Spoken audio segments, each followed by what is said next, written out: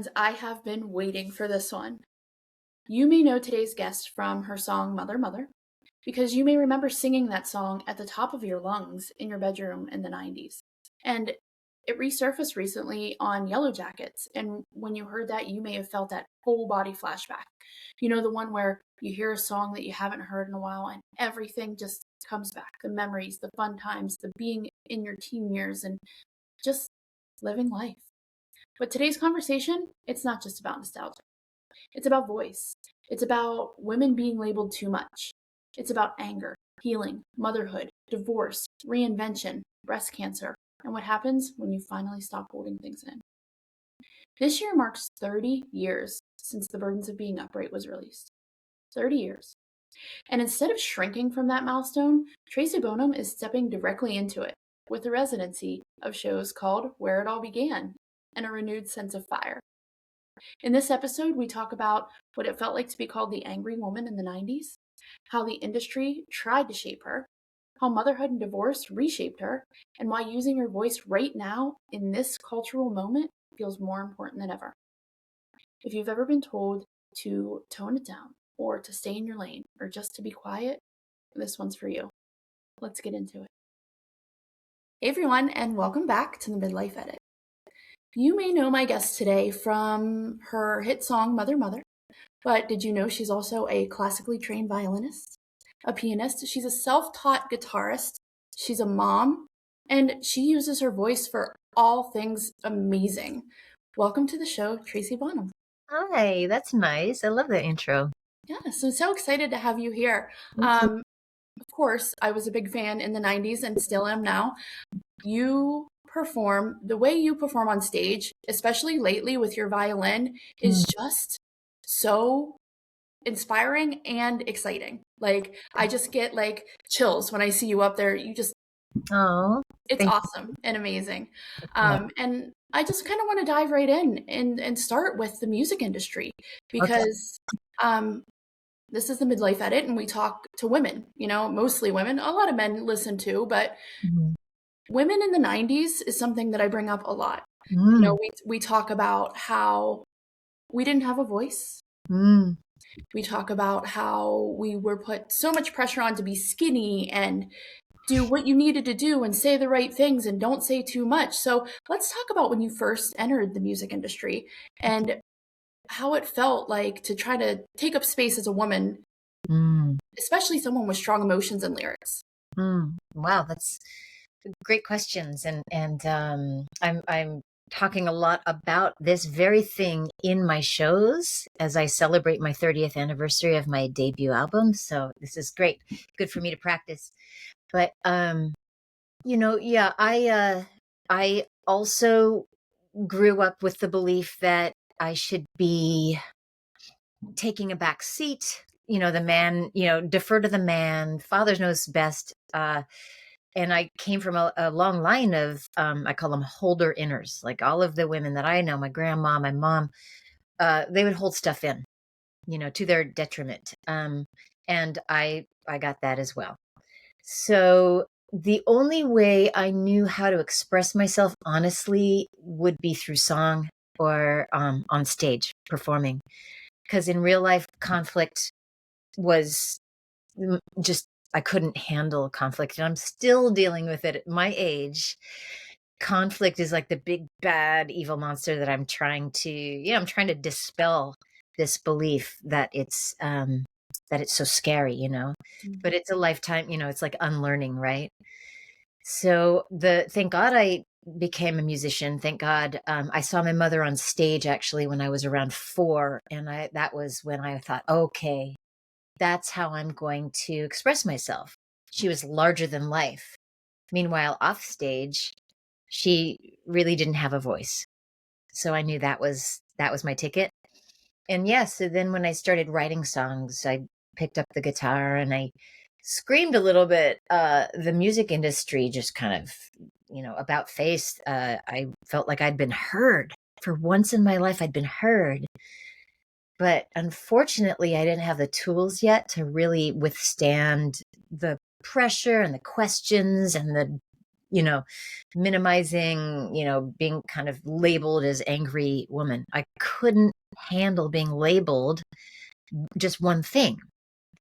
And I think I was a reluctant feminist. I have feminist values, but I didn't know how to speak out because, again, I think a lot of us were taught that if you speak up, you're either, you're unattractive, which was kind of important to me when I was younger, unattractive, or you're hysterical, or you're just flat out wrong, or it's,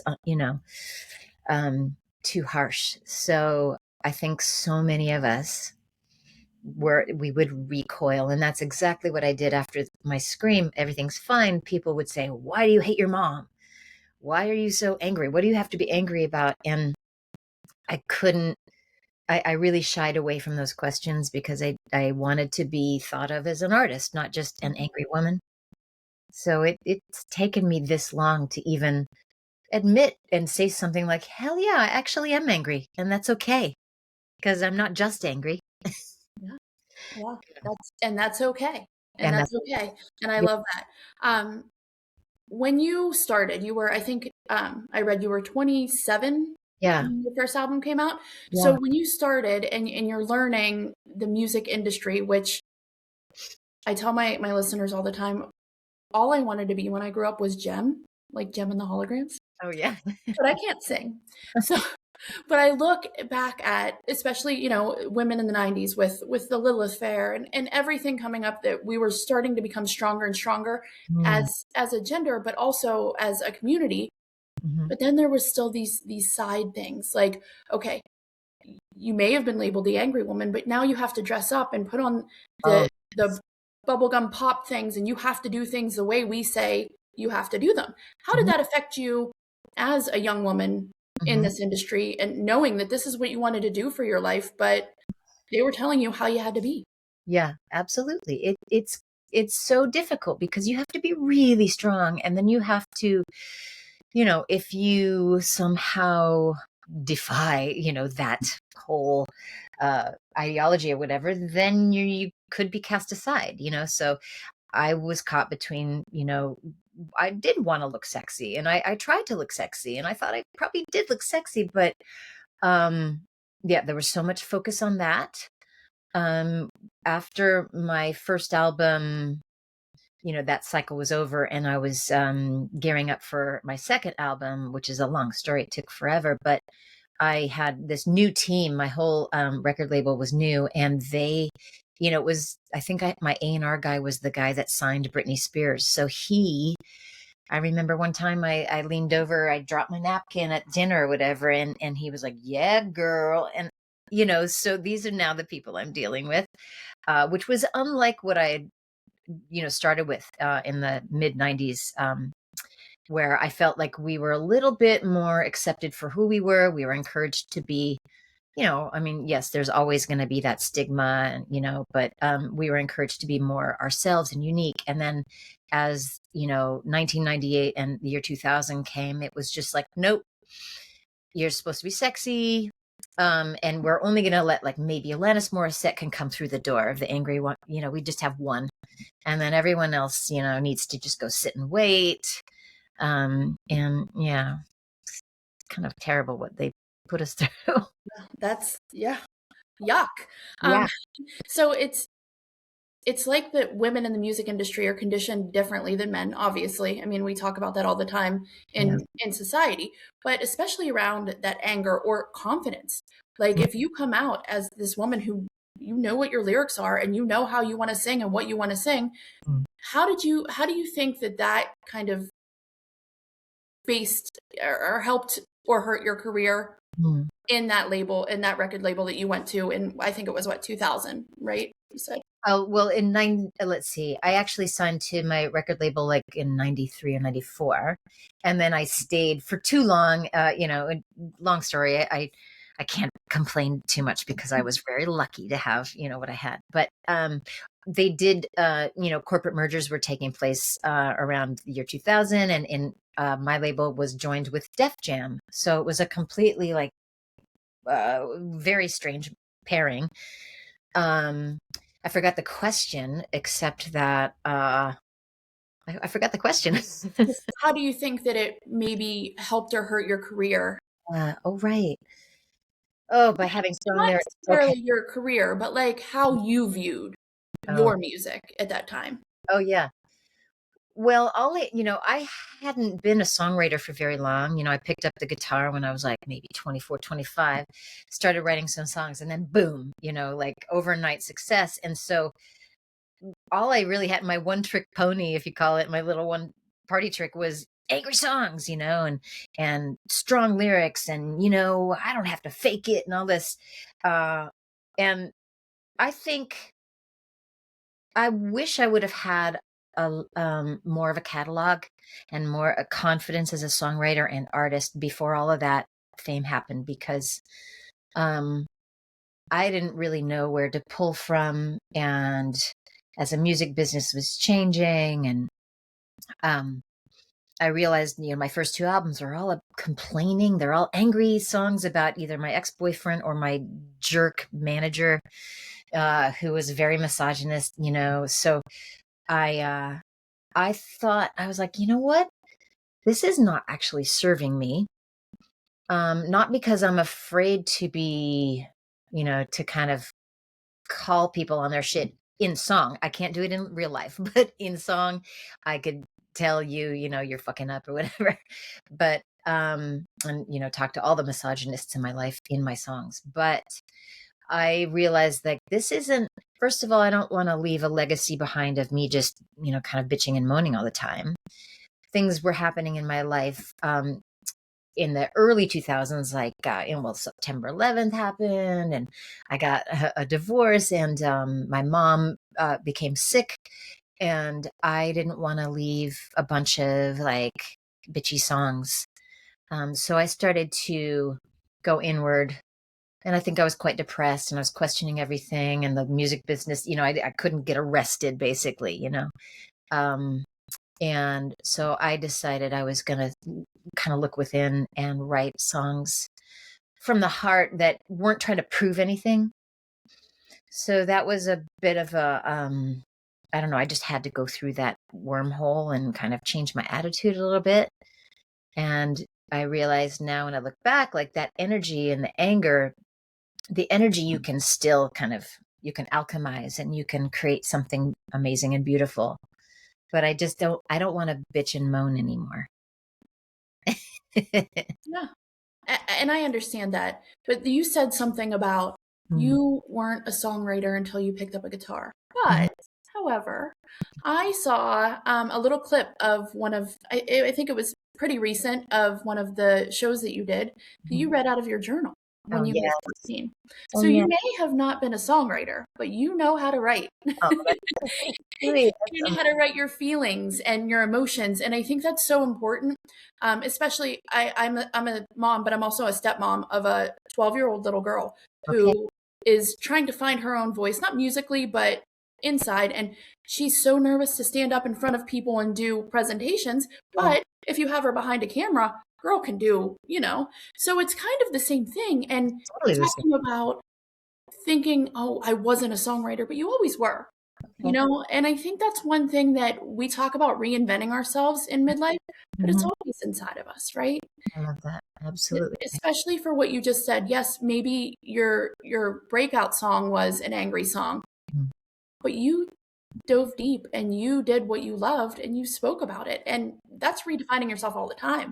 I Yeah. love it so Yeah. much. Your music just, it ebbs and flows in a way that I think a lot of women get. We've all been in different situations, whether it's through the divorce or being sick or having a sick parent or something that you can just kind of relate to and breathe, you know? Yeah. So, along those lines, um, you became a mother 14, 15 years ago? Yeah. Yeah. Yeah. 2010. Yeah. Yeah.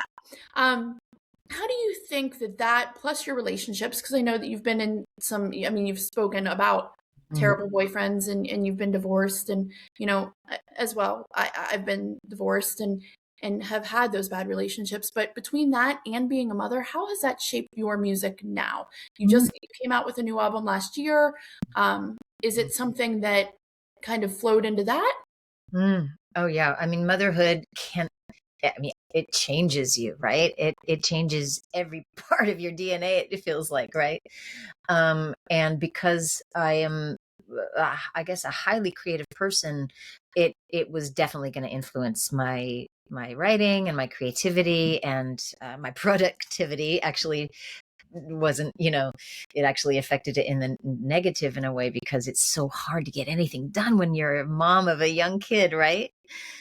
But eventually I just started writing. I have a couple albums there where it's all about either waiting for my son because we adopted, or actually I couldn't get pregnant, honestly. It was like I was approaching 40 and trying to get pregnant. And then had to do like all of that IVF, and that didn't work out. And it was, so a lot of my songs were like about waiting and, what do I have to do to, do I have to be a perfect person just to even have a child? What if I don't even really want to have a child? These questions that go through your mind when fertility is an issue. Then we adopted. So there's songs about bringing him home. He's from Ethiopia. So I have songs wondering where his mom is, what she's thinking. Is she singing to him? And, it completely changed my writing. One album in particular that is mostly about him and kind of family. When I listen back, it's stylistically so different. It's so like kind of like straight down the middle. Didn't take a lot of chances creatively, but that's where I was. It was like, I want to make music, but I think my mind's on my kid, and I can't really, I can't even put it into words, but I just know that it was a really kind of straight down the middle album. It's called Wax and Gold.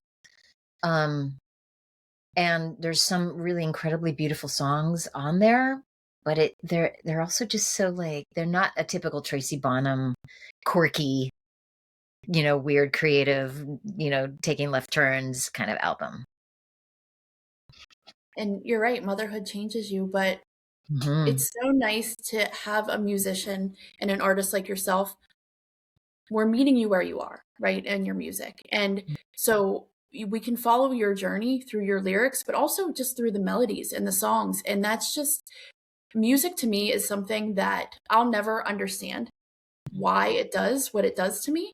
Mm. But there's always some kind of song or melody or something that's going to help me through whatever time in my life is happening at the moment. Whether it's angry or happy or sad, something is going to be there for me. It's the most consistent thing in the world, I believe, Wow. is music.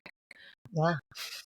So we're talking about, the change in songs and everything else. And this year is the 30-year mark of Mother. So I was listening to, I think you were talking to Matt Pinfield, who he's somebody from my childhood. Like when I Right. just see his face or hear his voice, I'm like, it just takes me back, Totally. like, Totally. and you were talking to him about how, this is the 30th year. So you're doing a residency, Mhm. a Where It All Began residency, Yeah. in Boston. I think your first one's Sunday, correct? Yeah. About the burden of being upright.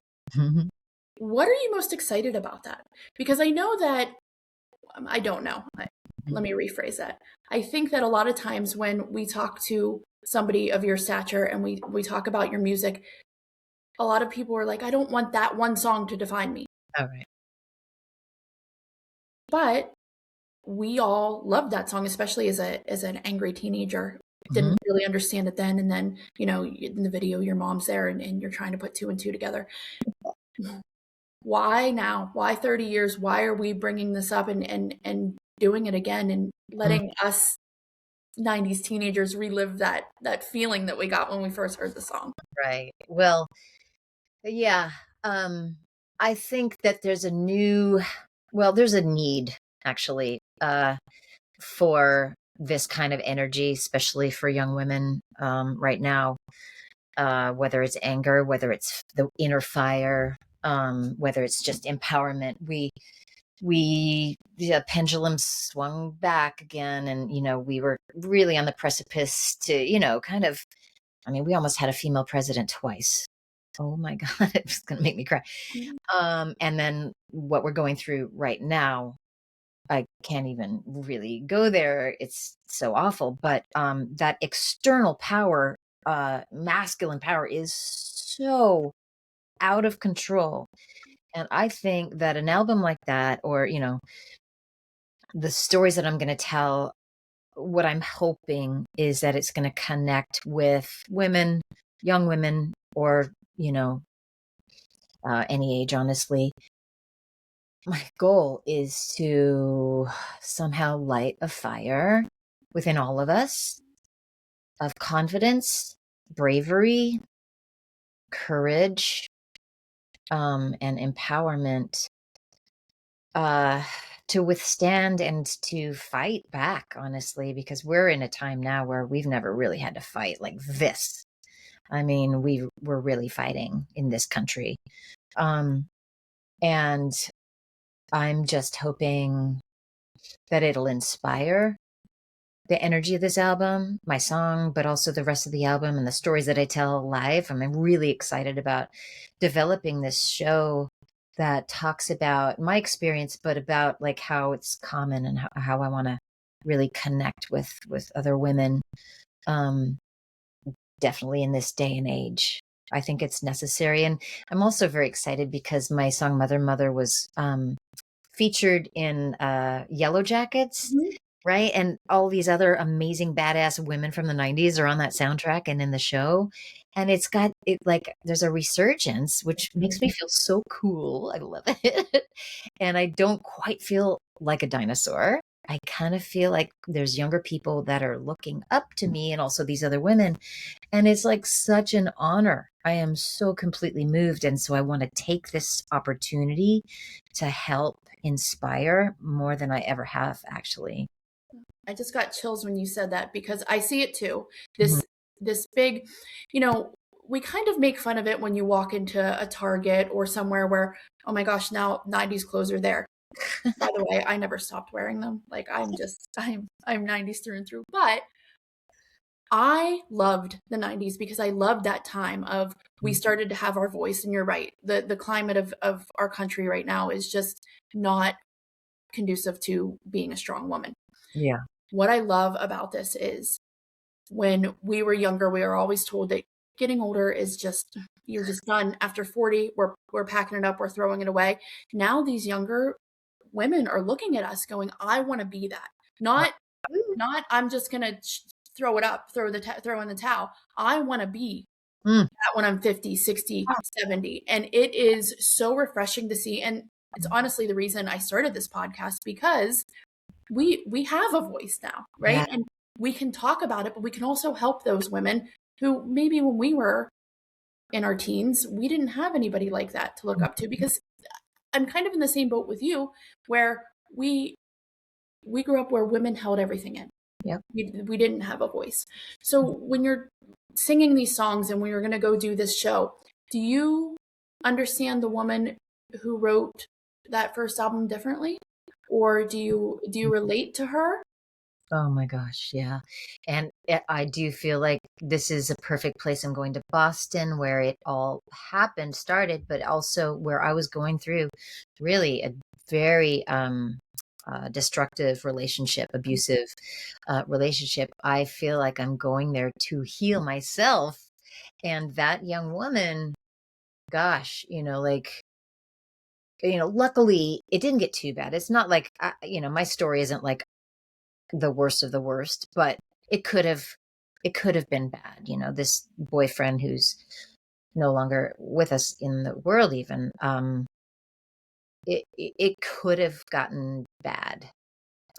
And what am I trying to say? Uh I love that I'm going back to Boston to kind of reconnect with that young woman who wrote this album and who wasn't able to leave the relationship without, really having a lot of bruises and scars, like not really physically too much, but just more like emotional scars, that haunted me for a long time. So I am definitely connecting to that, because the woman that wrote Mother Mother and The Burdens of Being Upright had a lot of fire, inner fire, but it was so conflicted. It was like, I can't speak up. I can't stand up for myself because I'm going to be viewed as this or this or this, or I'm going to might get myself in trouble or might get myself hurt. It was really a scary time. So I'm really happy to kind of like connect the circle or connect the dots. And heal yourself. Yeah, That's exactly. that's amazing. Really Do selfish. you No, not selfish at all because you're speaking about it too. So you're giving in a way you're giving other women permission to do the same thing. Like it's time to heal ourselves. You Yeah. know, we're Yeah. allowed to. We're allowed to heal. We're allowed to have these thoughts and take care of ourselves because we've spent our lives taking care of everybody else. Yeah. Whether you're a mother or not, Yeah. whether you are, in an industry or have a career or not, we're always taking care of somebody else. And this is the time to take care of ourselves. Yep. Do you think that your audience sees you differently now, or do they, when you're looking out at the audience, when you're putting on these songs and in these shows, do you get a different vibe, or is it the same audience that it was 30 years ago, just a little bit older? Oh, wow. I think it's different. I mean, the audience 30 years ago, mosh pits, a lot of dudes with baseball caps, a lot of young women, but it was, I would say, much more male energy. Because my album was visceral, it was edgy, and I think it really spoke to a lot of dudes, which is great. And it didn't cater, or it didn't do the like I'm sexy, which I'm very proud of.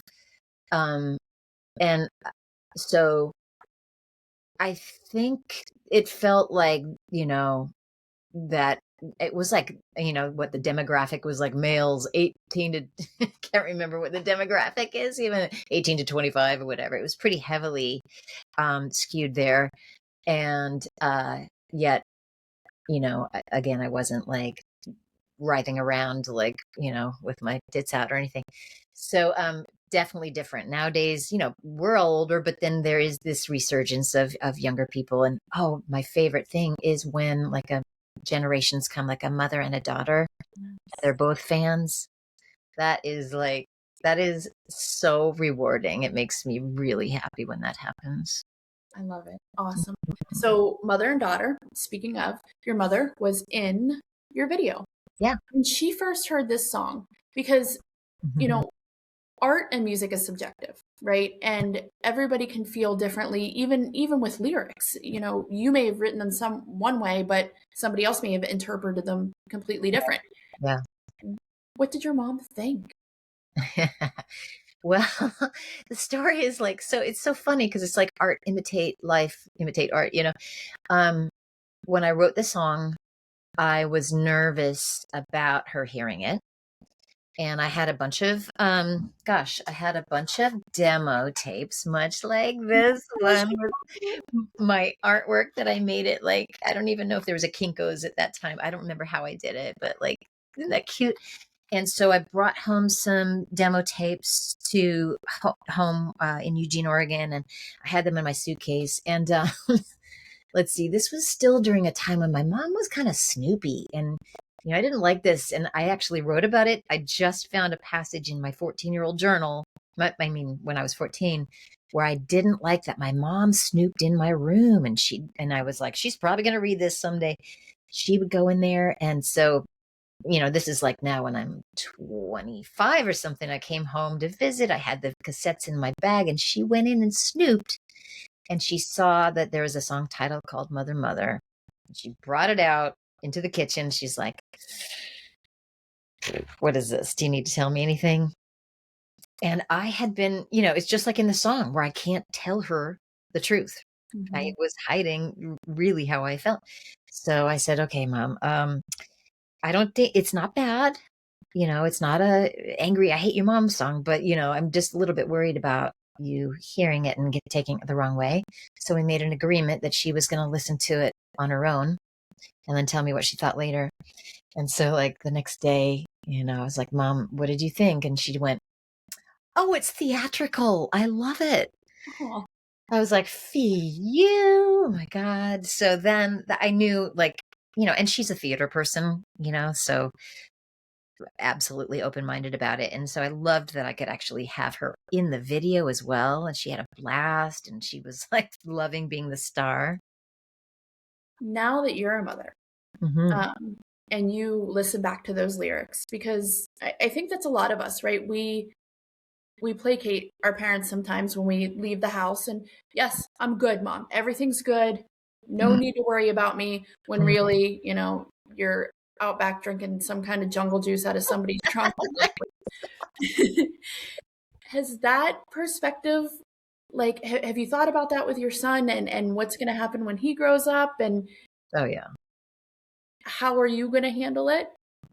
Oh my God. I mean, I guess it's really like payback, right? They say. My mom would be like, just wait till you're a mother. And here I am. Yeah, he's 15 and he's getting himself into a little trouble here and there. He's a really good kid. But yeah, if he's gonna, leave, and go live somewhere else and then call me at home and say everything's fine, I'm not gonna believe him. um and I'm just hoping, like, he's 15, so I have like what 3 more years to continue this relationship where we have open communication. Mhm. um I think that's biggest my biggest I guess value over anything else is to stay connected with my son emotionally, and he knows that he has someone he can confide in and trust. I think that's really incredibly important, and luckily he's still connected with me, and so I'm just hoping that we can keep this great relationship as he gets older and goes out into the world. Yeah. Yeah. And you will.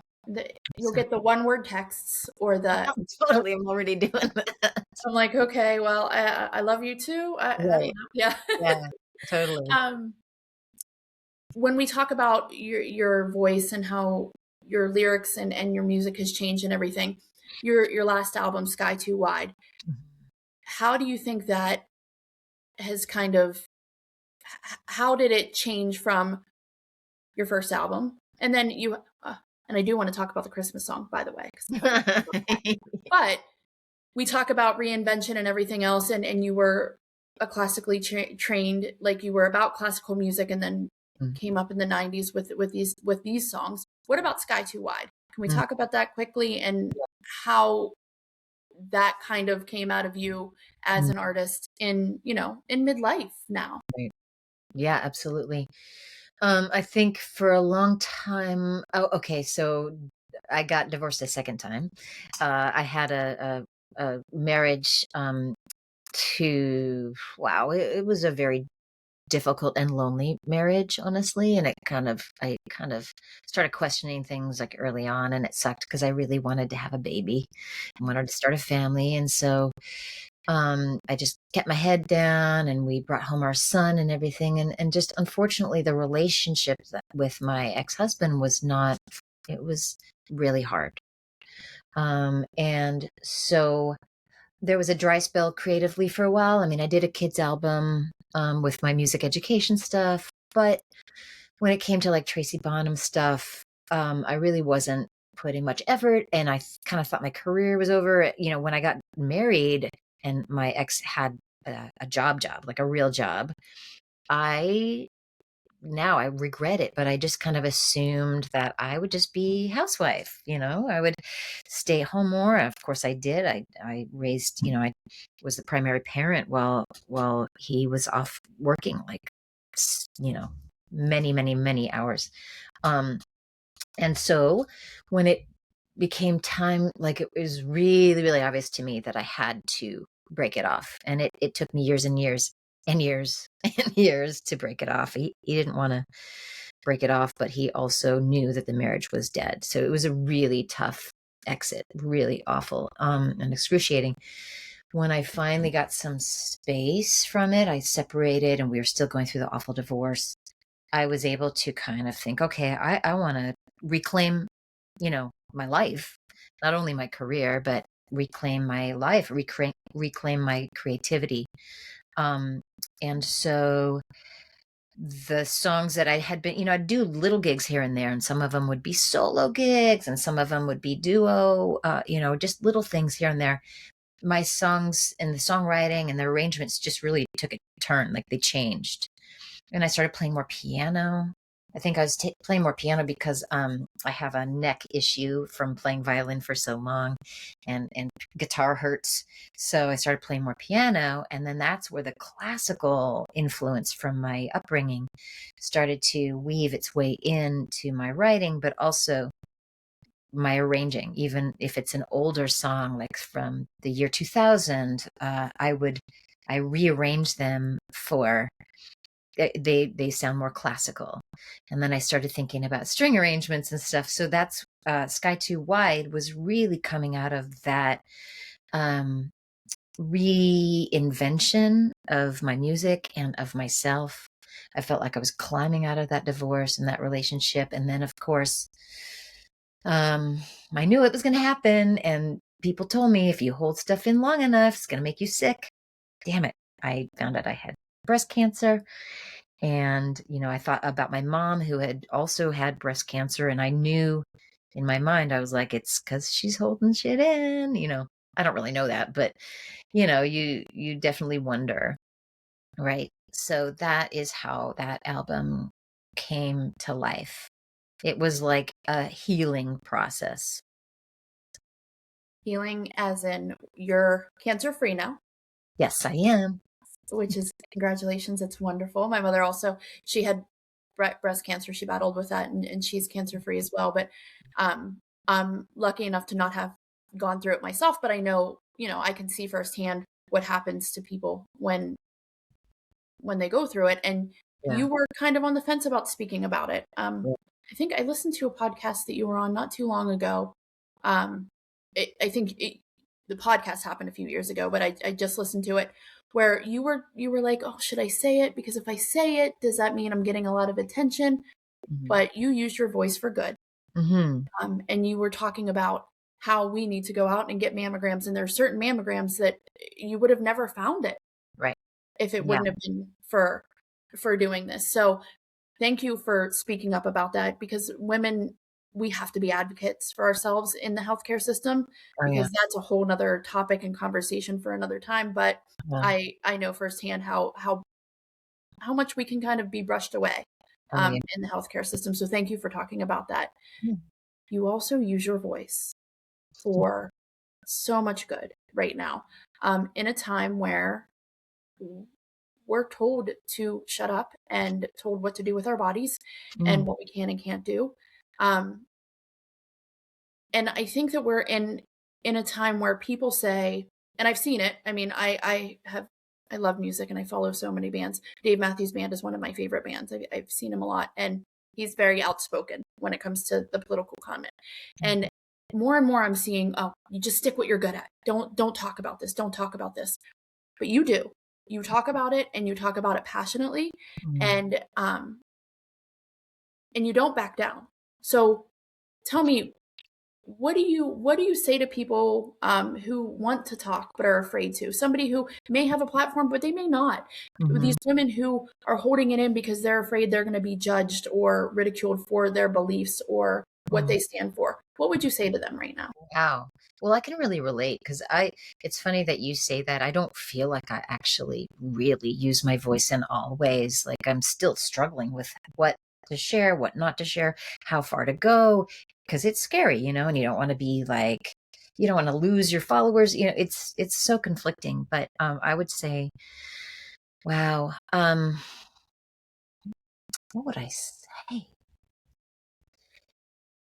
I think it's important to share our voice and not be afraid of gosh, it just takes so much courage and confidence. So it's almost like I want to go back and like, help women believe in themselves first, right? But I can't I can't do that with every woman out there. But to really believe in yourself, to not give a, if you can, I mean, this is easier said than done, not give a flying fuck about what other people think of you. especially if you check your heart and you check your intentions and your motivations and you know that they are pure, right? I mean, that's a kind of something I'd love to instill. If I teach young kids, if I teach young women, it's really about like going back and knowing that your intention is good first. You got to be careful if you feel like you're just doing this just because everyone else is doing it, that might not lead you to the right place. You really have to figure out what your heart is saying.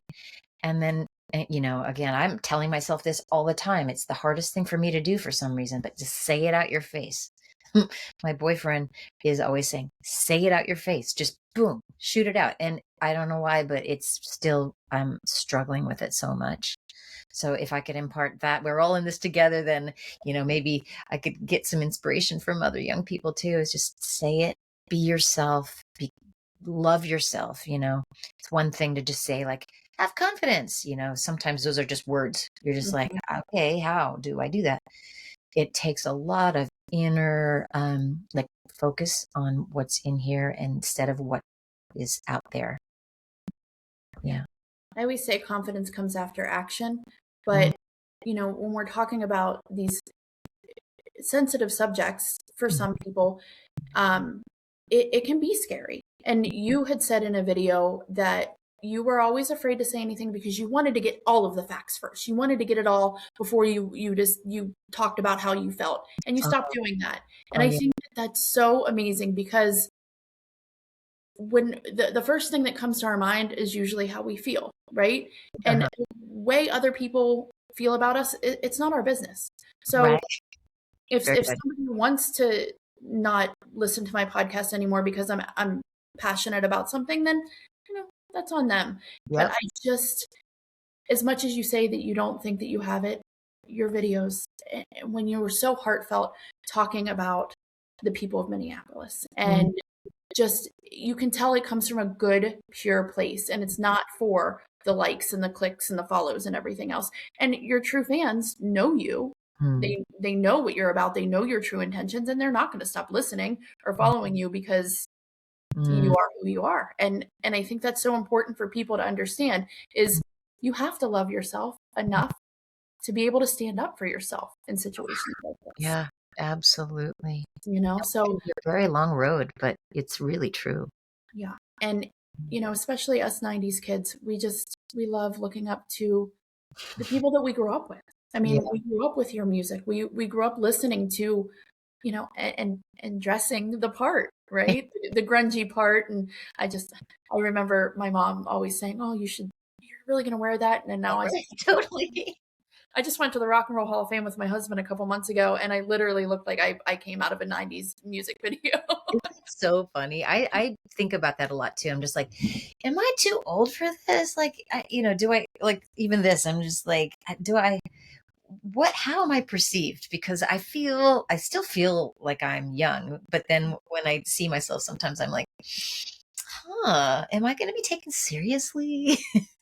I think we're in a different time now, Tracy. I think that we can dress how we want and we can Yeah. say what we want and we can do what we want, and we're getting a voice, and we're using our voice. And it's people like you who have this platform that help Mm. me, but also younger women be able to do this, be Mm. able to dress how we want, and be able to say, my life's not over at 40 or 50 or 60. I'm going to keep going. And I might reinvent myself. Who knows? Next year I may be Jem and not Jen. Yeah, yeah, exactly. I love what you're saying about the midlife and beyond is like, I think the more we chip away at this patriarchy, honestly, because that's where we've gotten conditioned to believe that when we get to a certain age, we are less and less valuable, but not the men. It's never the men. And that is a patriarchal conditioned belief that we are chipping away at. And I think you're right. It's so beautiful and so amazing. And I just hope that it continues. I really, really do. Yeah, I've just always had this thing for strong female leads, whether it's music or in a movie. Like, Mm. and it just, the Michelle Pfeiffer and Dangerous Minds. It just, like, those are the things that just make me want to do more. It makes me want to do more. So, please keep doing what you're doing.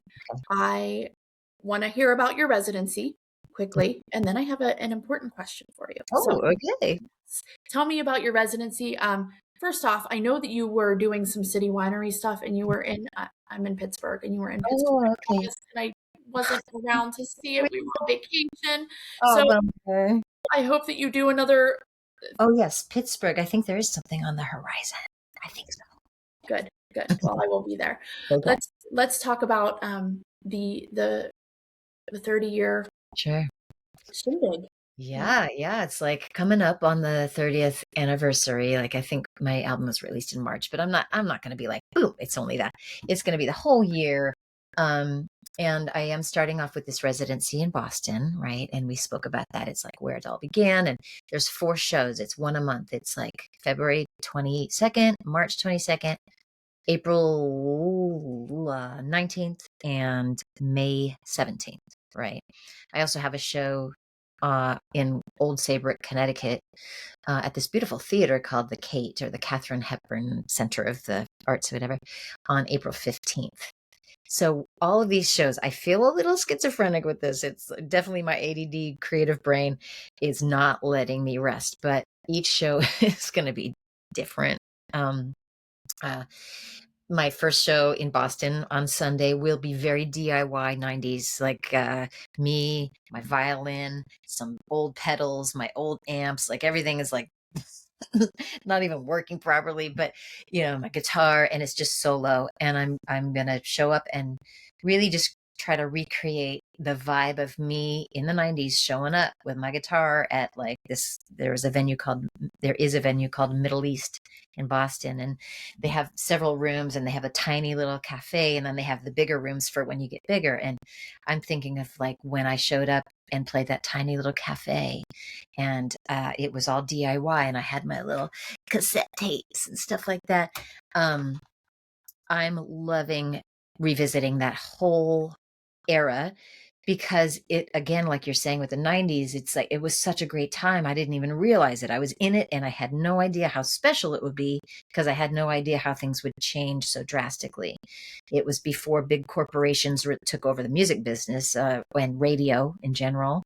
So all the artists that I knew of were encouraged to be unique. And there was, and honestly, this, again, I keep saying this, but this demo tape, 2 songs on it were played on the radio.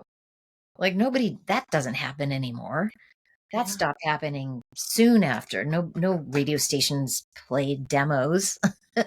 So I'm looking forward to having that kind of vibe. I know where I'm playing. It's called, the venue is called the Burren, Burren.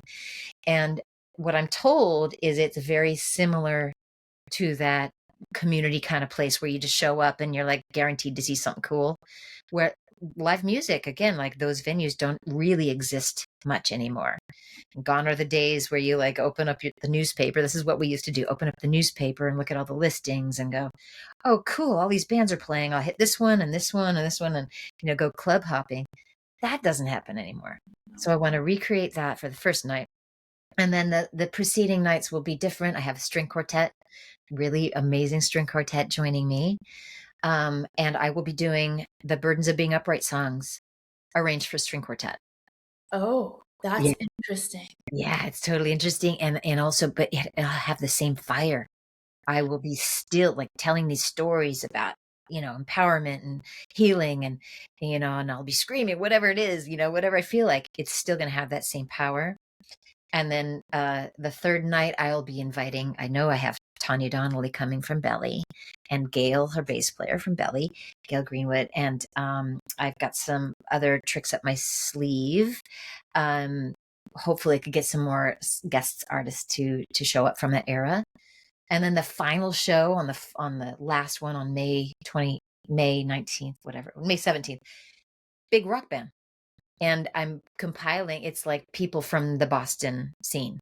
My old bass player and some other Boston players, were just going to rock out for the final one, just like the Burdens of Being Upright. So I'm so excited. That's the launching pad for the rest of the year. Oh, I'm so excited to see what you do in all these shows. And hopefully you can come to Pittsburgh, but I'm going to find a show where I can get to, because I've always wanted, those little venues and things were something that I grew up on too. You Mhm. know, still like in the Pittsburgh area, we have the Mr. Smalls and the things like that, where we can go and see these shows, but it isn't like it used to be. So I love that you're bringing it back. And Yay. I hope that a lot of other people follow, because that's such a fun time. Yeah. So my most important question for you is, Okay. when Tracy is feeling just blah, who is your artist that you go to? What do you put on? What is your mother song? Oh, like what gets me through?